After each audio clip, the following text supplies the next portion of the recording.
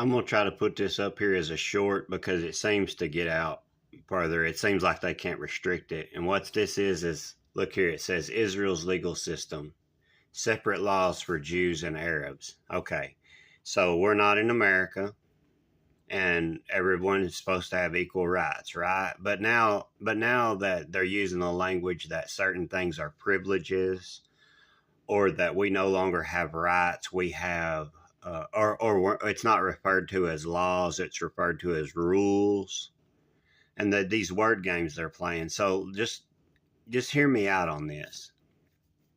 I live in Oklahoma, which half of it has more or less, I think, more or less not really turned tribal, but private, right? So certain people are able to do whatever they want, and you can be the most moral person in the world, but because of your theology or political stances, I mean, you don't have any.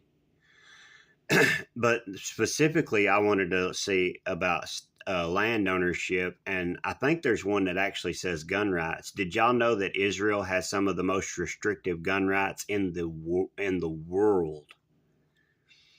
And I can't remember. I'm trying to make sure I get to it. If not, I'll do another one because this is what I'm talking about. And they don't call it gun rights; they call it gun privileges. And they have to go and get all kinds of certifications and all. So it's not on here, but I do have it. I have it. I think I have it screenshotted. But this right here, this is an excellent website, and it tells you a lot of everything. Things that maybe a little foggy or. And like I said, if it walks like a duck, talks like a duck, then we need to be paying attention because as Americans and our constitutional rights, that it applies to everyone, Jew, Gentile, Arab, Greek, Asian, Spanish, whoever.